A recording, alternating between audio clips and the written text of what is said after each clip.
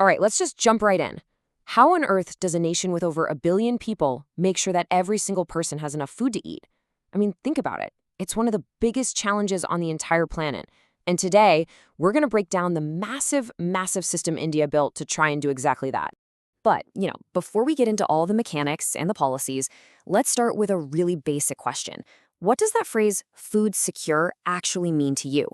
It's not just about having food on your plate tonight. It's about a deeper feeling, right? It's that confidence, that peace of mind, knowing you'll have food tomorrow and the next day and the day after that. So the experts break this whole concept down into 3 core ideas. Think of it like a 3-legged stool. First, you've got availability. That just means, does enough food even exist in the country? Second, there's accessibility. Is that food physically close enough for people to get to it no matter where they live? And third, maybe the most important, is affordability. Can people actually afford to buy the food that's available and accessible? If any one of those legs breaks, the whole stool just topples over. To really get why this system is such a big deal, we have to look back at what happens when it completely breaks down. And India has this painful memory of one of the most devastating failures in its history. 3 million. Just let that number sink in for a second. That's the estimated number of people who died during the Bengal famine of 1943. It's just a staggering loss of life. And it wasn't caused by a drought or a flood in the way you might think. What's so tragic is that the people who were hit the hardest weren't necessarily the farmers. They were the everyday workers, the casual laborers, the fishermen. Their wages didn't change, but the price of rice just shot through the roof. Suddenly, the food they could afford yesterday was completely out of their reach. Their ability to buy food just vanished. And the result was absolutely catastrophic. So you'd think the obvious reason for a famine must be a massive food shortage, right? You assume the crops must have totally failed. But was that what really happened here? Okay, now look at this table, because the data tells a really surprising story. Check out 1943, the year the famine hit. Total rice availability was 79 lakh tons.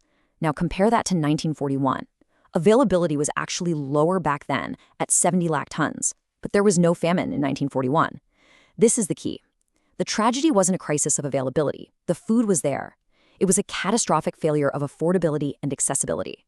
People simply could not get the food that existed. That history, it really casts a long shadow. So let's fast forward to the present day. Who are the people in modern India who still face that risk of hunger? See, hunger today isn't always a dramatic, large-scale famine. It often shows up in 2 different ways. There's chronic hunger, which is that constant day-in, day-out grind of never having quite enough money for food. And then there's seasonal hunger, which is tied to the cycles of work, especially for people in farming. Let me tell you a couple of stories to show you what I mean. So let's meet Ramo. He works as a laborer on a farm. When it's time for planting or harvesting, he's got a job. But for about 4 months of the year, in between those seasons, there's just no work. And when the work disappears, so does his income. That's seasonal hunger. For him and his family, those months are a time of real hardship. And then in the city, you've got Ahmad. He pulls a rickshaw. Some days are good and he earns enough to take care of his family. But some days are bad and he might barely earn enough to buy the absolute basics. That constant uncertainty, that daily struggle, that's a perfect example of chronic food insecurity. But, and this is a huge but, Ahmed has a lifeline. He's got a government card that lets him go to a special fair price shop and buy things like grain and sugar at a huge discount. That card, right there, is his family's safety net. It's a key piece of India's national solution to this whole problem. And that little card is part of something much, much bigger. It's the grand plan. After the absolute trauma of the Bengal famine, an independent India was determined to never, ever let that happen again. So it built this massive food security system with 2 huge goals in mind. The strategy was basically a 1-2 punch. First, they had to tackle the availability problem. So they launched the Green Revolution, this incredible technological push that just massively boosted how much food the country could grow. But hey, growing the food is only half the battle. They also had to build a huge public distribution system, the PDS, to solve the accessibility and affordability problems. So how does this whole machine work? Let's follow the journey of the grain. Step 1, it all starts with the farmer. The government promises to buy their crops at a guaranteed minimum support price, which gives the farmers security. Step 2, all that grain goes into a massive national emergency reserve called a buffer stock. Think of it as the country's rainy day fund for food. Step 3. From there, the food gets sent out all over the country through that public distribution system. And finally, step 4, families like Ahmad's use their ration cards to buy that food for a fraction of the market price at their local fair price shop. It's an enormous, incredibly complex machine. So the million-dollar question is it actually working? Well, the answer is kinda. It's a story of incredible success, but also some really serious problems. Okay, first, the good news. And it is really good news. Just look at this graph. The Green Revolution was an absolute, undeniable success. India went from not having enough food to being completely self-sufficient. I mean, production increased by almost 4 times. Famines like the one in Bengal were prevented. That is a monumental, life-saving achievement. But, and this is fascinating, this success created a brand new problem, a kind of paradox of plenty. Look at this chart. That tall blue bar is how much grain the government actually has in its warehouses. See that tiny red line at the bottom? That's the minimum amount they're supposed to keep. As you can see, for years now, the country has been storing way more grain than it needs. The warehouses are literally bursting at the seams. And that brings us to this really powerful, almost unbelievable contrast. On one side, you have the haunting images from the past of famine and starvation.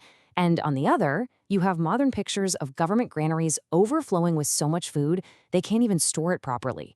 It's the central paradox. A nation with more than enough food in storage that still has people struggling with hunger. So where are the cracks in the system? Well, there are a few big ones. For starters, with the granaries so full, you get heartbreaking reports of grain just rotting or being eaten by rats. Then there's corruption. Some shop dealers illegally divert the cheap grain and sell it on the open market for a huge profit.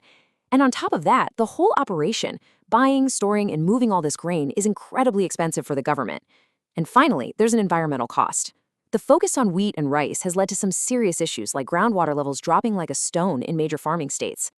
Okay, so the challenges are pretty clear.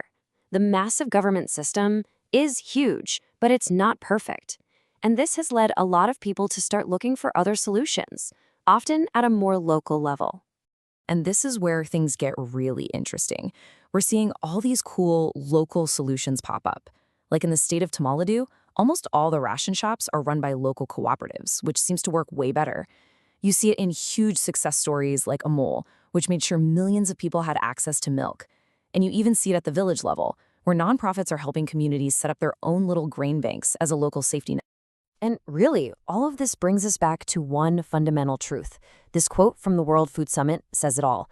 Poverty eradication is essential to improve access to food.